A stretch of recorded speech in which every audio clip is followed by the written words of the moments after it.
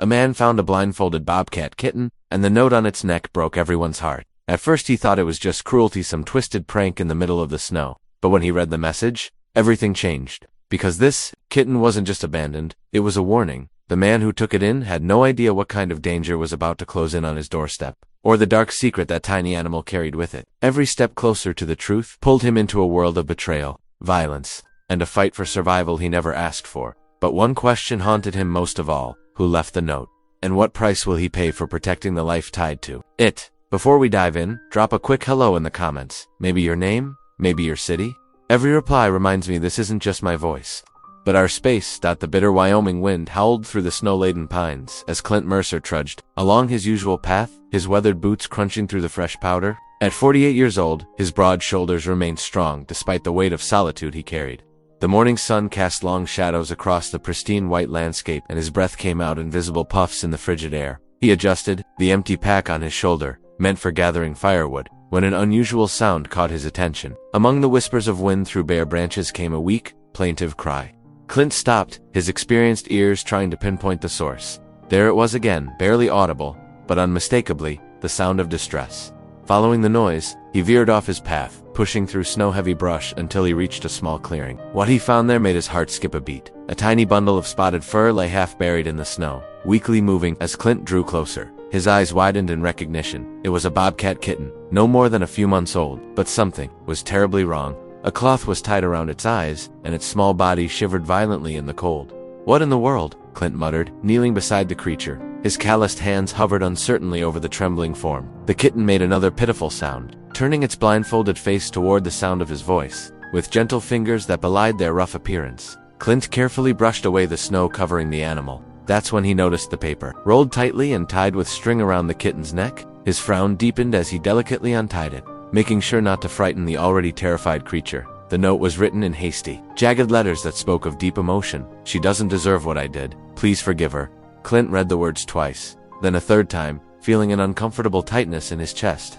The cryptic message stirred something inside him. Memories of his own past, mistakes, his own need for forgiveness. He looked back at the helpless kitten, still shivering in the snow. "I don't need this trouble," he said aloud, but his voice lacked conviction. The words felt hollow against the reality of the suffering creature before him. The kitten mewed again, weaker this time, and Clint felt the walls he'd built around his heart begin to crack. With careful movements, he removed his thick wool scarf and gently wrapped it around the tiny body. The bobcat kitten tensed at first, then seemed to relax slightly as warmth began to seep into its cold limbs. Clint's fingers worked carefully at the blindfold, finding it knotted tight enough that he'd need better light and tools to remove it properly. "Guess you're coming with me for now," he murmured, cradling the bundle against his chest.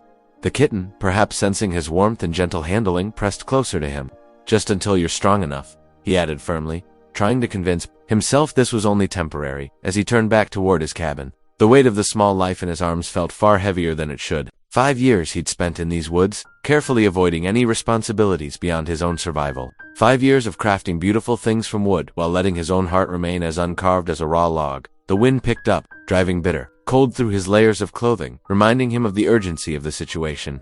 The kitten needed warmth, and soon. His long strides carried them through the forest, past the ancient pines that had become his only companions. His small cabin came into view, a sturdy structure he'd largely built himself, with a tin roof and a stone chimney that released thin wisps of smoke from the morning's fire. The porch was lined with his wood carvings: bears, eagles, wolves, and other creatures of the forest, each captured in perfect detail by his skilled hands. Clint paused at his door, looking down at the bundle in his arms. The kitten had grown still, but he could feel its rapid heartbeat against his chest. "What am I getting myself into?" he wondered aloud, but he already knew the answer. This mysterious arrival had shattered the careful isolation he'd built around himself. With a deep breath that seemed to fill his lungs with more than just the crisp mountain air, Clint pushed open his door. The warmth of the cabin welcomed them both, and as he stepped inside, he couldn't shake the feeling that his quiet life of exile had just taken an unexpected turn. The bobcat kitten stirred in his arms, and Clint felt an unfamiliar surge of protectiveness. Whatever story lay behind that cryptic note, whatever trouble might follow, he couldn't turn away now. Sometimes, he realized, the path to redemption comes in unexpected forms, even in the shape of a blindfolded bobcat kitten found in the snow. Inside his cabin, Clint placed the trembling bobcat kitten on a worn blanket near the crackling fireplace. His hands shook slightly as he retrieved a small medical kit, a remnant from his logging days when accidents were common. Under the warm light, he carefully began working at the blindfold's knot. "Easy there, little one," he murmured as the kitten flinched. The cloth finally came loose, revealing eyes swollen shut from whatever mistreatment it had endured. Anger flickered in Clint's chest, mixing with an old, familiar guilt. 5 years ago, he'd been behind the controls at the lumber mill when everything went wrong. The accident that cost 2 men their jobs and nearly their lives had been ruled mechanical failure, but Clint knew better. His attention had wandered that day, his mind clouded by Sarah's announcement that she was leaving him. The marriage he'd taken for granted had crumbled like sawdust, and he'd carried that weight ever since. The kitten mewed softly, drawing him back to the present. Clint dampened a clean cloth with warm water and began gently cleaning its matted fur. "What kind of person would do this to you?" he wondered aloud, his voice rough with emotion. His gaze drifted to his wood carvings lined up on the mantel. Bears, eagles, and wolves, caught in eternal poses of dignity and grace. He'd retreated to these mountains to escape his failures, finding solace in transforming raw wood into something beautiful. But this kitten, this was different. This was real life, demanding real care.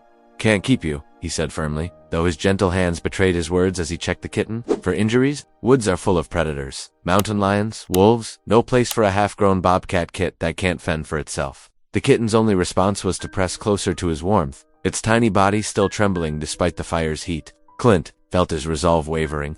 He'd spent 5 years building walls around his heart, careful to avoid any responsibility beyond basic survival. Taking in this creature meant opening himself up to care again, and care meant the possibility of failure. He stood abruptly, pacing the cabin's worn floorboards. "First thing tomorrow, I'll take you somewhere safe. Maybe that wildlife sanctuary, down in Cody." Even as he spoke the words, they felt hollow. A sharp knock at the door froze him mid-step. The sound was so unexpected in his isolated corner of Wyoming that for a moment, Clint thought he'd imagined it. Then it came again, urgent, desperate. The kitten's ears pricked forward, its whole body tensing. Clint moved cautiously to the door, years of solitude making him wary of unexpected visitors. When he opened it, the sight before him drove the breath from his lungs. A young woman stood on his porch, her chestnut hair tangled by the wind and her eyes wide with a fear that seemed but. She wore only a light jacket despite the bitter cold, and a bruise darkened one cheekbone. "Please," she said, her voice barely above a whisper. "I'm looking for." Her words trailed off as she spotted the kitten by the fire. Ash. The name escaped her like a prayer. The bobcat kitten's reaction was immediate. It lifted its head, letting out a small cry of recognition that tugged at Clint's heart. "You know this animal?" Clint asked, though the answer was clear in the way the kitten struggled to its feet at the sound of her voice. "She's mine, or at least, I've been caring for her." The woman took a hesitant step forward, then stopped, watching Clint with the same wariness he'd seen in wounded animals.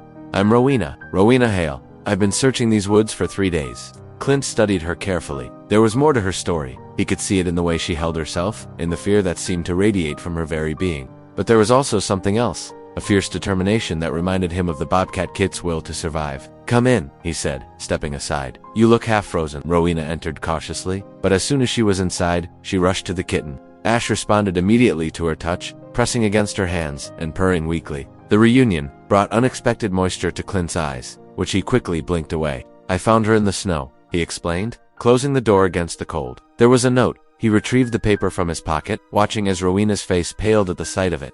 "Did anyone follow you here?" she asked suddenly, her voice tight with renewed fear. "Did you tell anyone about finding her?" "No one to tell out here," Clint replied, growing increasingly certain that there was much more to this story than a lost pet. "I'm pretty much alone on this mountain." Rowena's shoulders sagged with visible relief, though tension still lined her face. She cradled Ash closer, her fingers gentle on the kitten's swollen eyes. "What did they do to you?" she whispered, and Clint wasn't sure if she was talking to the kitten or herself.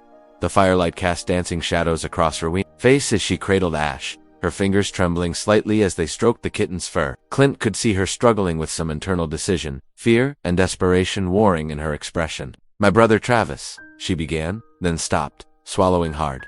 "He runs the Double H Ranch about 15 miles south of here. But what happens there isn't just ranching anymore." Clint settled into his worn armchair, giving her space but staying close enough to listen. The mention of the Double H made his stomach tighten. He'd heard whispers about that place in town, none of them good. "Travis," Rowena's voice cracked. "He organizes fights, animal fights. People bet on them. Lots of money changes hands. When our parents died 3 years ago, he took over everything. The ranch, the accounts." She looked down at me, pressed closer to her chest, as if sensing her distress. The kitten's purring grew louder, offering what comfort it could. "One of our ranch hands, Jake, he found out what Travis was doing.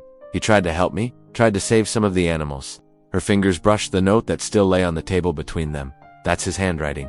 He got Ash out. But Travis, she closed her eyes, unable to finish. What happened to Jake? Clint asked quietly, though he already suspected the answer. Travis said there was an accident with the hay baler. Rowena's voice was barely a whisper. But there wasn't any accident. Jake knew too much, tried to help. Too many of us.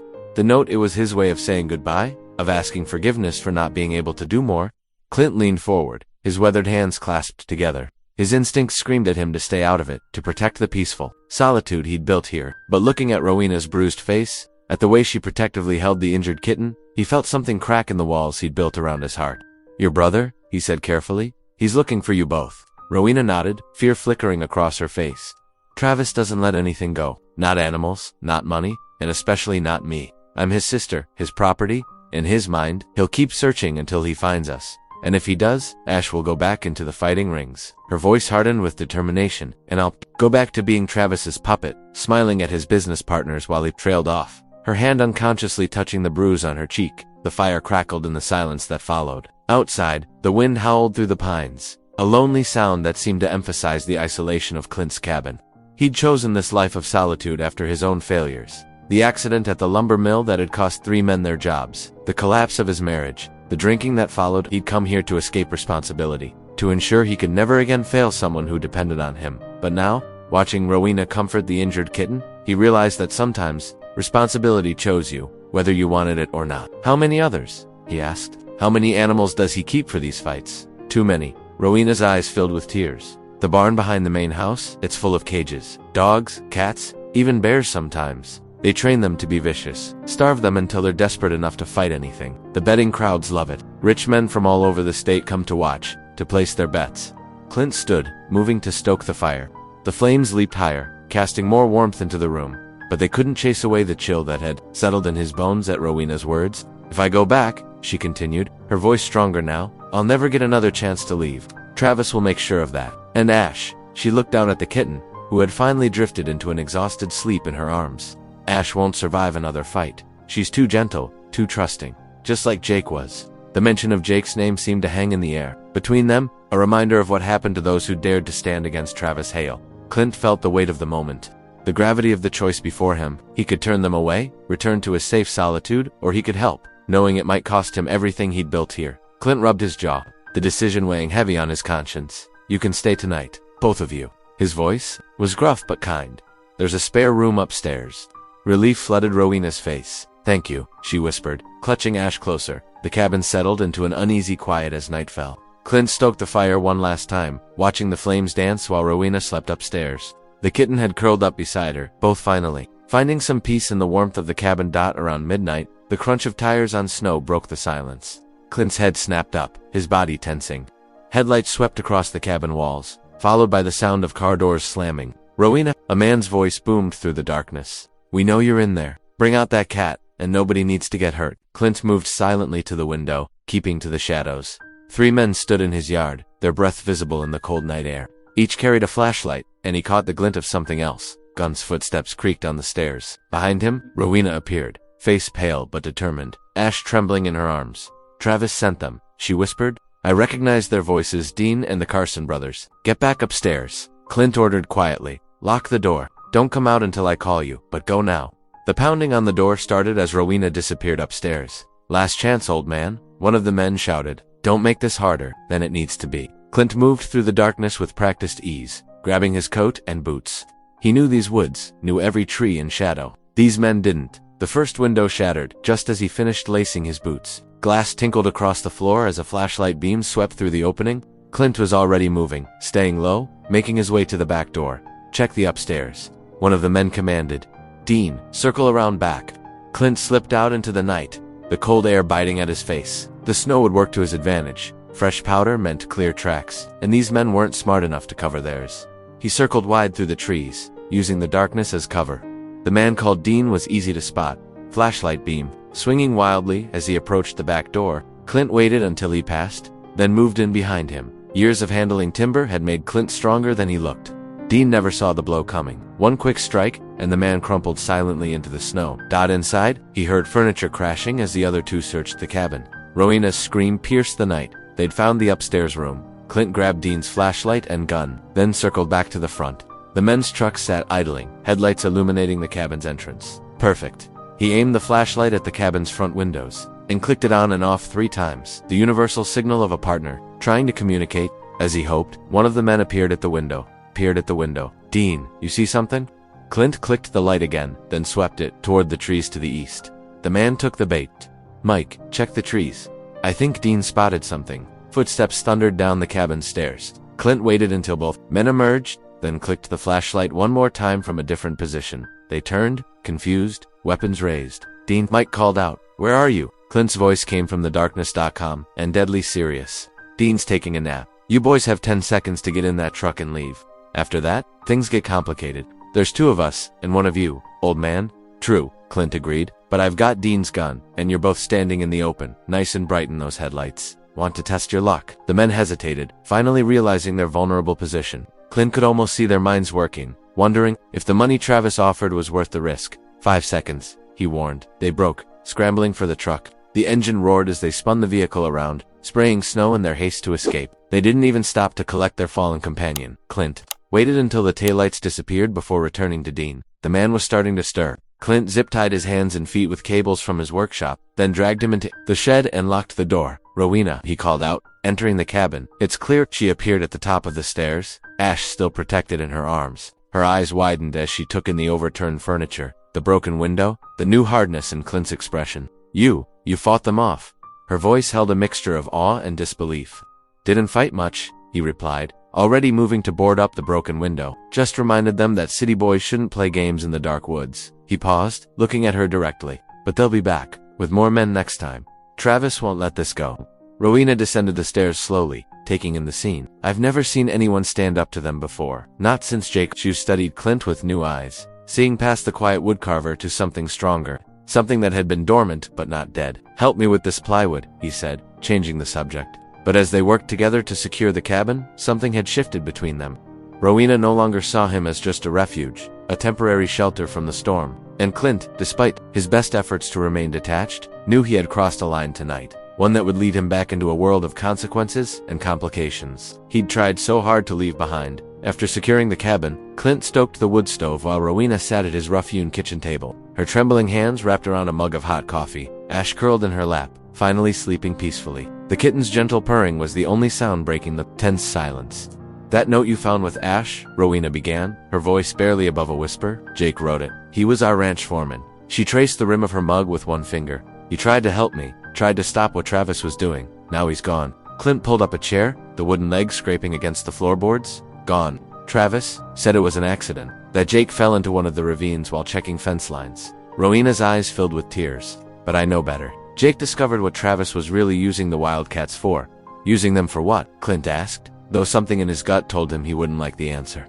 The blood sports are just a cover, Rowena explained. Travis keeps a few Wildcats, stages fights to draw in other ranchers, gets them involved, compromised. But the real money comes from what he hides inside the shipping crates when he transports the animals. Clint leaned forward, smuggling. Rowena nodded. Drugs mostly, sometimes weapons. The fight circuit gives him connections all through the mountain states. Nobody looks too closely at livestock trailers crossing state lines, especially when the local authorities are getting paid to look the other way. And Jake found out he caught Travis loading packages into false compartments in the cat crates. Tried to convince me to run to report it. Her voice cracked. I was too scared. But Jake, he threatened to expose everything. The next day, they found his body at the bottom of Cedar Canyon. Clint stood, pacing the worn floorboards.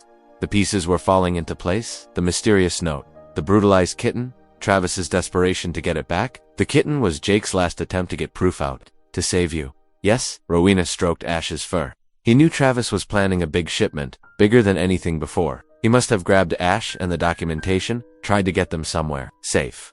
But Travis's men caught up to him. Her shoulders shook, all except Ash. Somehow she got away.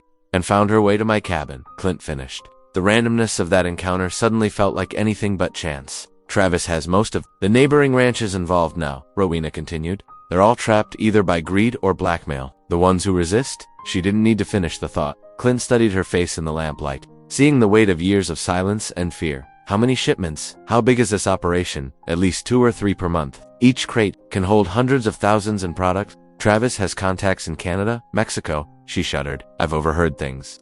Plans for expansion, more ranches, more routes. He's building an empire out here where no one's watching. The coffee in Clint's mug had gone cold. He set it aside, his mind racing. What had started as a simple act of mercy saving a freezing kitten had dropped him into the middle of something far darker than he'd imagined. His instinct for self-preservation screamed at him to get Rowena and the cat out of his cabin, to return to his solitary life. But he thought of Jake, a man he'd never met, dying alone in that canyon. Thought of this young woman, trapped for years, in her brother's web of violence. Thought of other innocent animals being used as unwitting mules for Travis's operation. The documentation Jake took, he said finally. What happened to it? I don't know. Rowena's fingers twisted in Ash's fur. Travis's men searched everywhere, tore apart Jake's cabin. They never found it. If we could locate those papers, Rowena's head snapped up. No, I can't ask you to get involved. You've already risked too much. Travis will kill anyone who threatens his operation. He's done it before. Clint's weathered face hardened. I've spent 5 years hiding in these woods, running from my own failures. Maybe it's time to stop running. You don't understand? Travis has connections, money, armed men, willing to do whatever, he says. And we have proof he's willing to kill to protect his secrets. Clint gestured to the sleeping kitten. Ash is living evidence of Jake's last act of defiance. As long as she's alive, there's a chance those documents still exist somewhere. Rowena stared at him, hope and fear warring in her expression. Why would you help us? You don't even know me. Clint was quiet for a long moment, remembering the feel of that small, cold body in his hands, the sight of that desperate note, because sometimes a man has to choose between staying safe and doing what's right. Jake made his choice. Now I'm making mine. The mountain sunrise painted cabin in soft gold as he watched Rowena struggle with the makeshift target he'd set up. Her hands trembled slightly as she aimed the old revolver, determination etched across her face. Breathe first, he instructed quietly. Let the tension flow out before you squeeze the trigger. Rowena nodded, steadying herself. The shot cracked. Through the morning air, missing the target but closer than her previous attempts, she lowered the weapon, frustration evident in her stance. I'm no good at this, she muttered. You're learning, Clint corrected, stepping closer. Nobody's born knowing how to shoot, or fight, or survive. He gestured to the target. Try again. As Rowena raised the revolver, Clint noticed how her shoulders had begun to straighten over the past few days, how the constant fear in her eyes had begun to fade. She was changing, growing stronger. The shot rang out again, clipping the edge of the target. Better, he said, much better. They'd settled into an unexpected routine since that night of revelations. Mornings were for practical training, shooting, self-defense, reading tracks. Afternoons were spent planning, mapping out Travis's property, identifying vulnerabilities. In the evenings, they would sit by the fire, Ash curled between them, sharing pieces of their lives. Why did you really come out here? Rowena asked one night, her voice soft in the firelight. To these mountains. Clint stared into the flames, his weathered hands clasped together. After the accident at the mill, after my marriage fell apart, I convinced myself I was poison, that everything I touched would turn to ash. He gave a bitter laugh. Figured the only way to stop hurting people was to stop being around them. And now Rowena's eyes held his, unflinching. Now, Clint looked down at Ash, peacefully sleeping against his leg. Now I'm not so sure. Their plan took shape gradually, built on Rowena's intimate knowledge of the ranch and Clint's wilderness experience. They would approach openly, Rowena claiming she'd found Ash and was returning her. The surrender would give them access, a chance to locate Jake's missing documentation. Travis will be suspicious, Rowena warned as they refined the details. He doesn't trust anyone. Good, Clint replied. That means he'll be watching us instead of what we're really doing. They practiced their roles repeatedly. Rowena would play the repentant sister, while Clint would present himself as the unwitting woodsman who'd helped her, now convinced by her to do the right thing and return the cat. Between planning sessions, Clint taught Rowena everything he could about survival, how to move silently through woods, how to read weather patterns, how to find safe shelter. She proved a quick study, her natural intelligence sharpening into practical skills. You're a good teacher, she told him one afternoon, after successfully starting a fire using only natural materials. Clint shook his head. Just passing on what I know. No, Rowena insisted, standing to face him. You're more than that. You see people's strength, even when they can't see it themselves. Her words struck something deep in Clint's chest, a truth he'd been avoiding. In helping Rowena find her courage, he'd begun to rediscover his own. Each small victory in her training chipped away at his self-imposed exile, his belief in his own unword hoard. As the days passed, their connection deepened beyond mere alliance. They moved in sync during training exercises,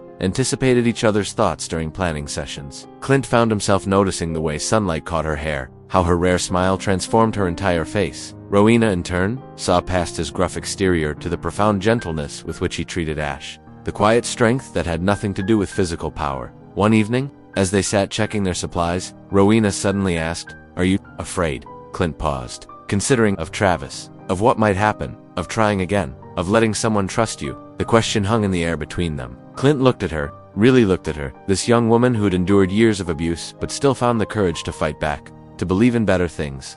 Yes, he admitted finally, but maybe that's not always a bad thing. Fear means you've got something worth losing. Rowena reached across the table, her hand covering his. We both do now. In that moment, their commitment to the plan became something more, a shared understanding that whatever happened, they would face it together. They were no longer just two broken people seeking justice. They had become partners, each seeing in the other qualities that restored their faith in themselves and in the possibility of redemption. As they finalized their preparations, Clint realized that for the first time in 5 years, he felt truly alive. The mountains around his cabin no longer seemed like walls protecting his solitude, but rather a reminder of the strength they would need for what lay ahead. Clint and Rowena approached the sprawling Hale Ranch under a late afternoon sun. Gravel crunched beneath their boots as they walked up the main drive, Ash secured in a small carrier between them. Every step felt heavy with purpose, their practiced deception about to be put to the ultimate test. Travis Hale stood waiting on the wide front porch, his sharp clothes and polished boots a stark contrast to the working ranch around him.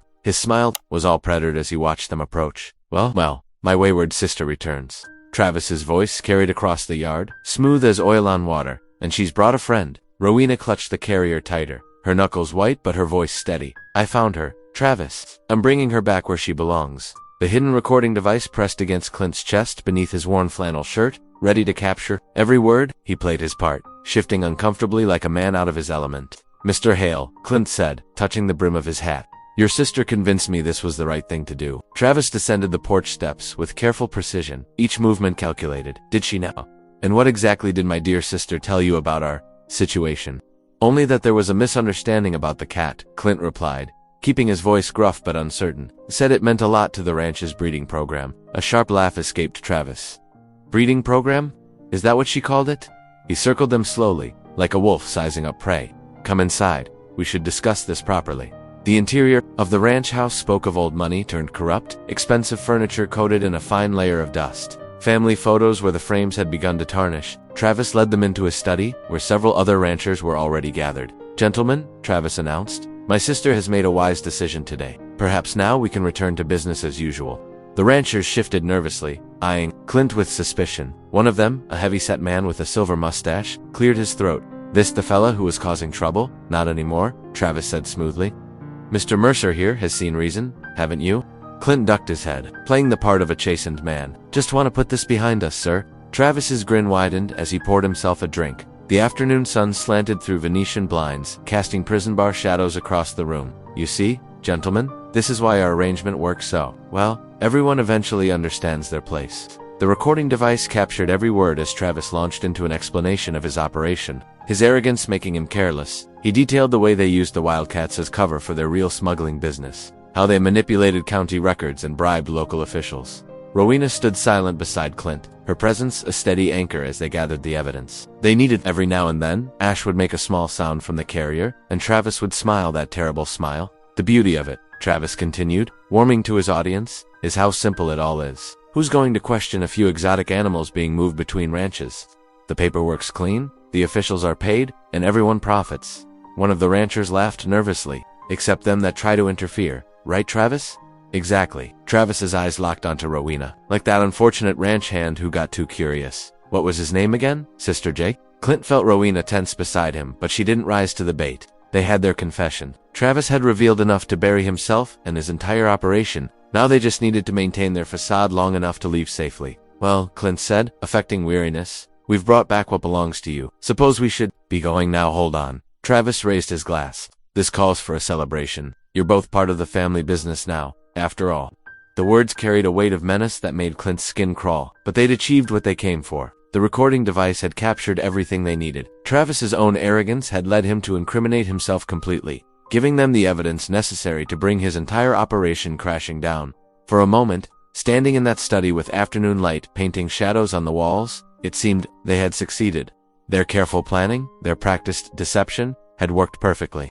Travis's boasting had given them exactly what they needed. Rowena met Clint's eyes briefly, a flash of triumph passing between them. They had done it. They had outmaneuvered Travis at his own game. The triumph in Clint's chest turned to ice as Travis's smile shifted into something deadly. The rancher's hand slipped beneath his desk, emerging with a familiar device. The twin of the recorder, hidden against Clint's chest. Amazing technology these days, Travis drawled. Picks up everything, even the faint buzz of another recording device nearby. Everything happened at once. The heavy-set rancher grabbed Rowena while another seized Clint from behind. Travis approached slowly, ripping open Clint's shirt to reveal the recorder. "I'm disappointed, sister," Travis said, crushing the device under his boot heel. "Though, not surprised you never did learn your place."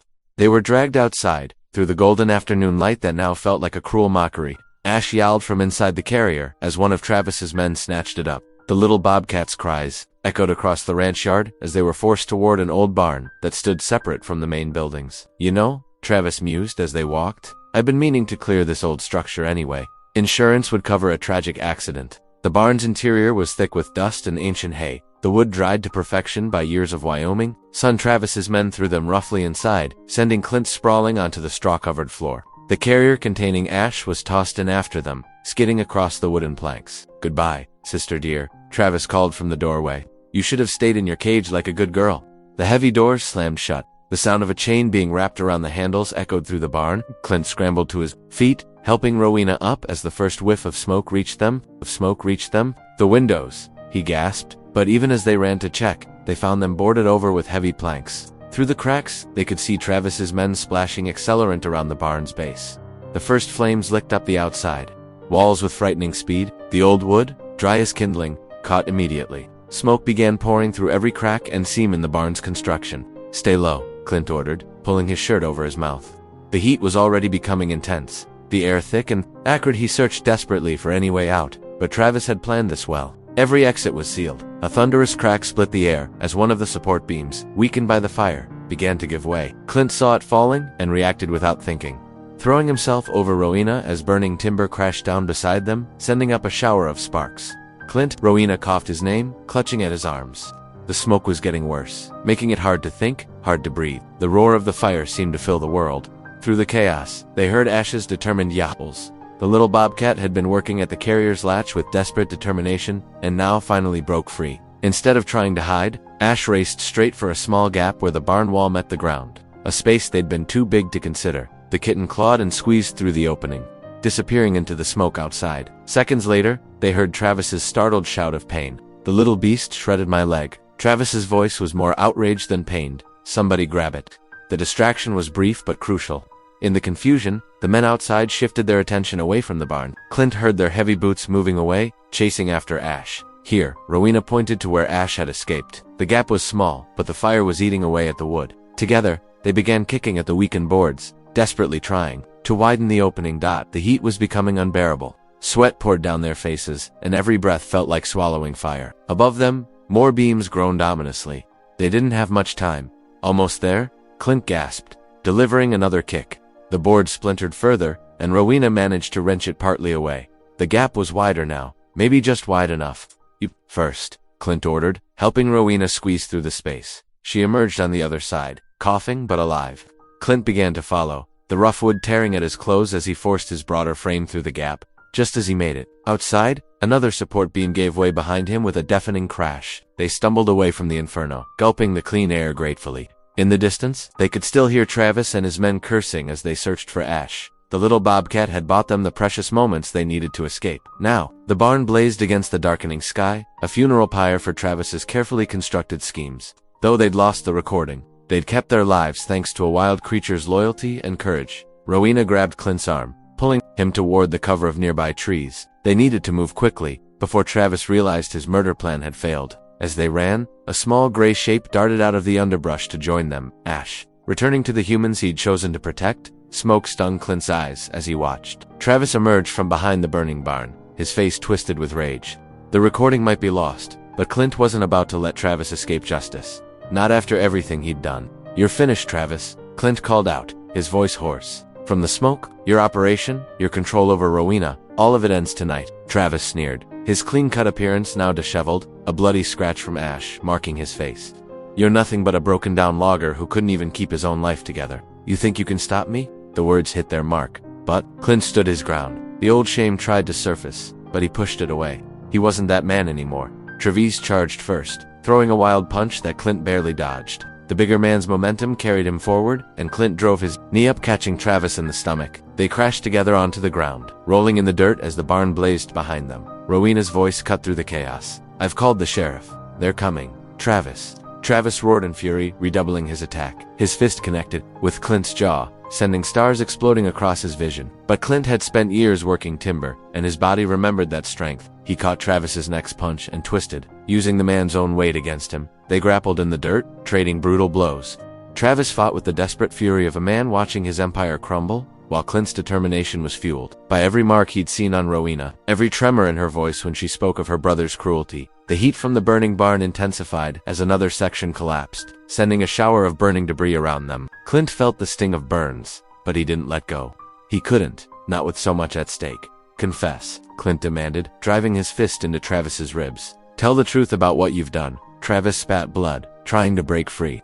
"You've got nothing on me, no proof." But Clint had learned something about leverage in his logging days. He twisted Travis's arm behind his back, forcing him face down into the dirt. The proud rancher's expensive clothes were now torn and filthy, much like the facade he'd maintained for so long. The smuggling, the blood sports, the dead ranch hand, all of it. Clint pressed harder, making Travis grunt in pain. "Rowena deserves to hear you say it." In the distance, sirens wailed. Travis struggled harder, but Clint held firm. The burning barn cast everything in a hellish glow, ash and embers swirling around them like angry fireflies. "They're almost here," Rowena called out, her voice stronger now. Ash prowled beside her, tail lashing, ready to defend her again if needed. Travis's resistance finally broke. "Fine," he snarled. "You want the truth? I used the wildcats to smuggle drugs. I killed that meddling ranch hand. I've controlled everything in this valley for years, and none of you were smart enough to stop me." The confession poured out of him, bitter and rage-filled, but undeniable. Just then, police vehicles crested the hill, their headlights cutting through the smoke. The barn gave one final groan before collapsing completely, as if the structure itself couldn't bear the weight of Travis's crimes any longer.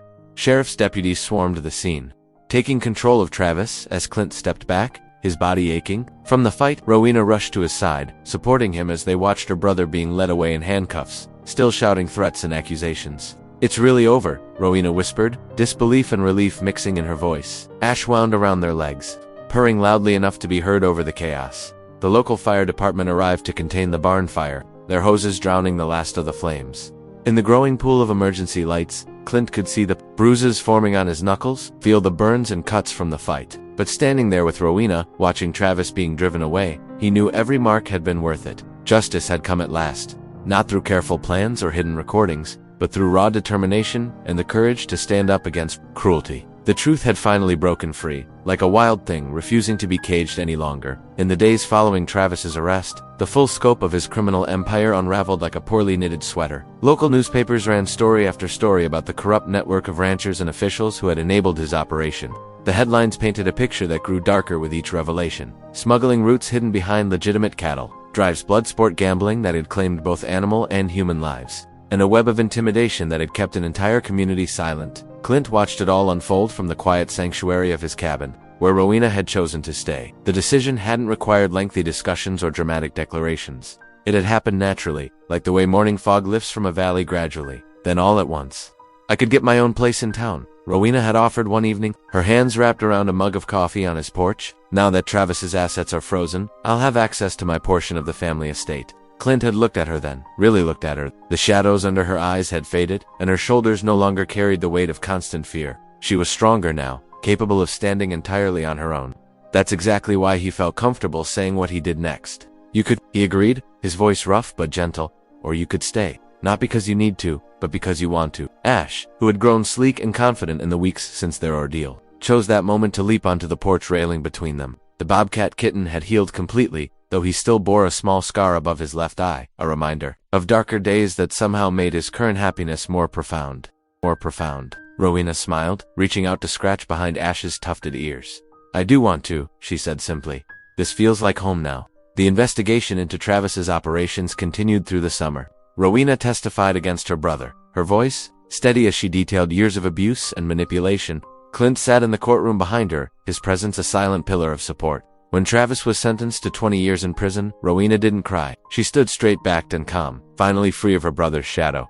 Life settled into new patterns at the cabin. Clint's woodworking business flourished as word spread about his craft. Rowena discovered she had a talent for design, and soon, they were collaborating on pieces that combined his skill with her artistic vision. The workshop that had once been Clint's solitary refuge became a shared space. Filled with the sounds of carving tools and quiet conversation, Ash grew into his role as protector of their growing family. He patrolled the property boundaries each night, a wild creature who had chosen domesticity without losing his essential nature. Sometimes, they would find him perched on the workshop roof, watching over them as they worked, his presence a reminder of how their unlikely journey had begun. Evening.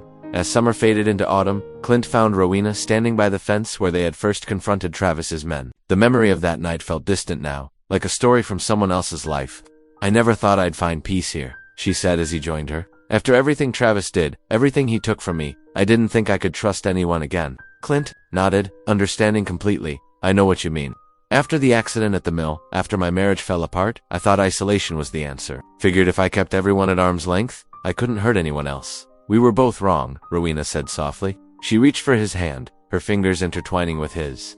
"Sometimes the things that seem to break us end up showing us the way forward." As if to emphasize her point, Ash appeared from the growing darkness, moving silently through the tall grass. The bobcat paused to look at them, his wild eyes reflecting the last light of day. In that moment, Clint saw what they had all become, survivors who had found strength in their scars, hope in their healing, and family in their shared resilience. The life they were building wasn't perfect. There were still nights when Rowena woke from nightmares, times when Clint's old guilt threatened to surface. But they faced these challenges together now, with the understanding that vulnerability wasn't weakness and that trust, once given and honored, could rebuild what cruelty had tried to destroy. If even one moment stayed with you, hit subscribe. I'll be back tomorrow with another story written gently for the heart.